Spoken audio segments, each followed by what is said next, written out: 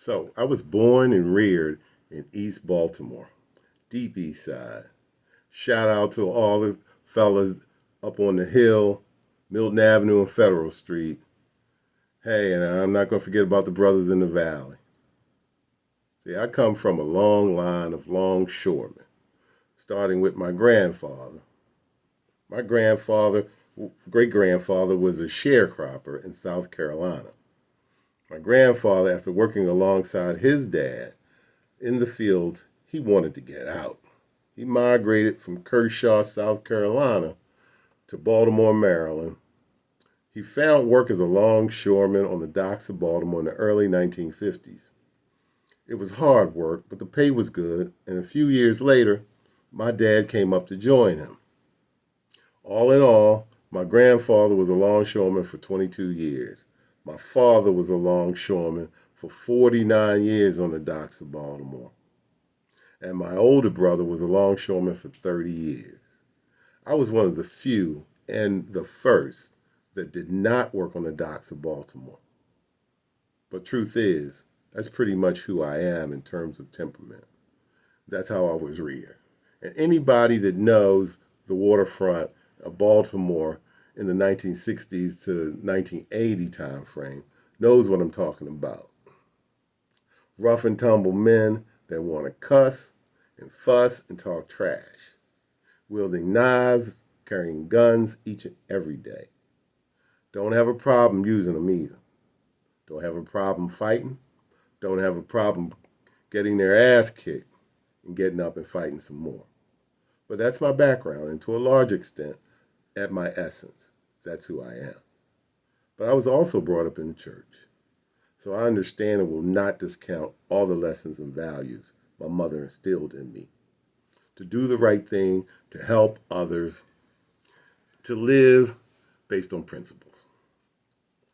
So, having said that, my family loved the Chesapeake Bay. Being on the water, being out fishing, swimming, we just loved it.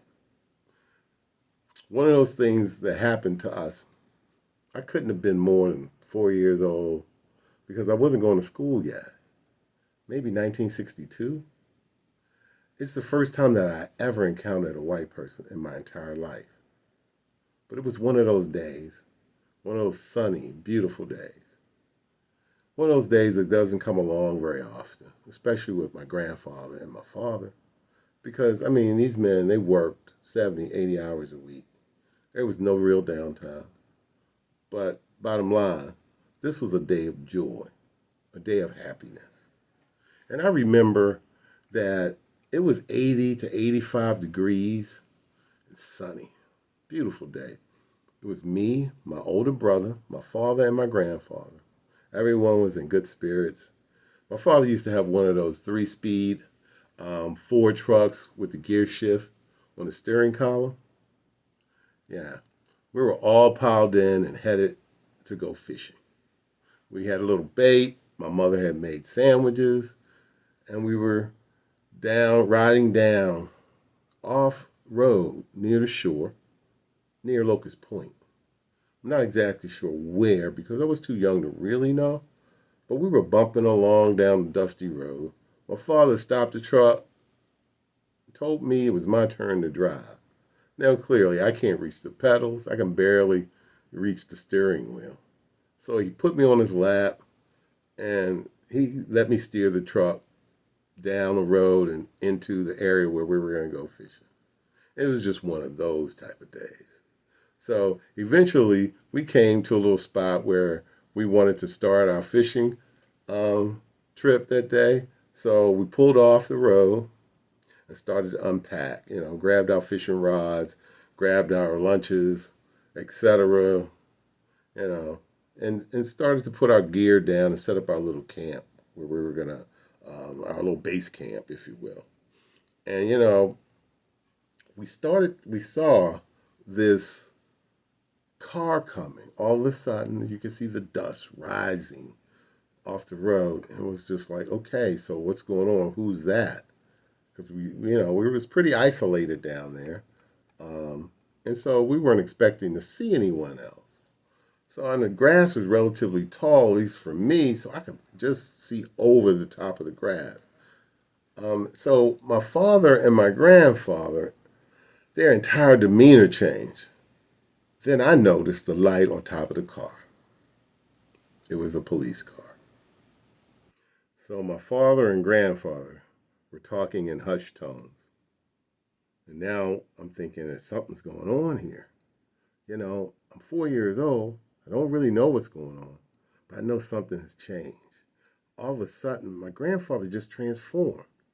And he starts to do this shifty sideways walk, almost like a limping walk.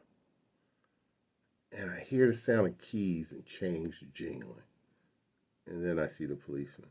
He's one of those stereotypical Southern cops. He has a big trooper hat on with the strap around the back of his head, and he's totally red faced with a big belly and a big gun belt, with the gun kind of hanging halfway off his hip. I mean, he is what I know now as one of those quintessential Southern cracker policemen of the 1950s. My grandfather starts by saying, "Yes, sir. Yes, sir." And then he chuckles a little bit, saying, "Ha, ha, ha, ha, yes, sir." My grandfather has never, ever talked to anyone in that way. The way he's talking to this cop.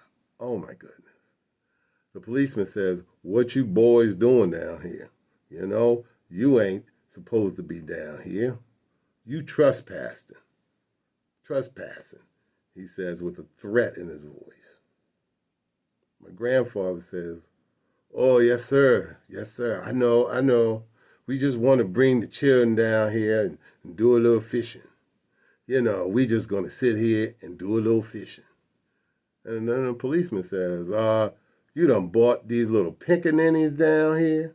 Now, I didn't know what a pickaninny was, but I knew it wasn't anything good because of the way he said it.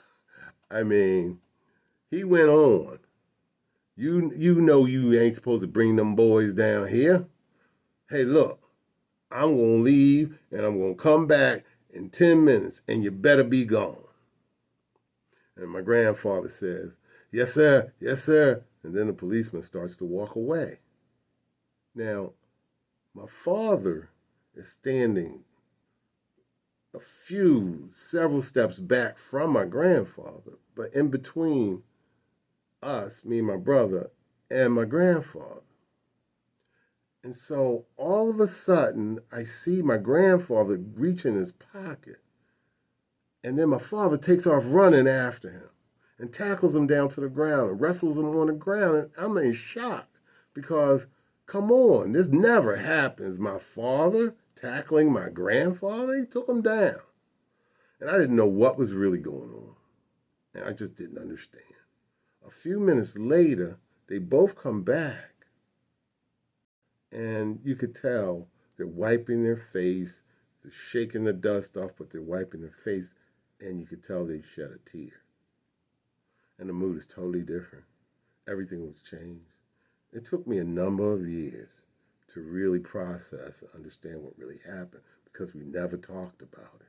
But I know that the reality is that my grandfather always carried a knife and a gun. And what I understood was that my grandfather was about to pull his gun and shoot the cop.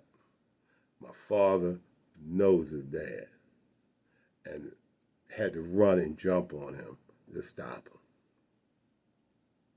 Because that level of disrespect in that remote location, my grandfather contemplated and was about to shoot that cop dead. Okay, so needless to say, the mood was dashed, the day was ruined, it was over. But that was my first encounter with any white person. And if you grew up in the 60s and 70s, you know that we had our own neighborhood. I mean, you could go years, at least until you went to school, and never even see or interact with a white person. So that's my story. That's one of those stories that really came to shape me and made me understand that there was a dynamic at work that I didn't really understand and that I needed to learn about. something I needed to be able to navigate.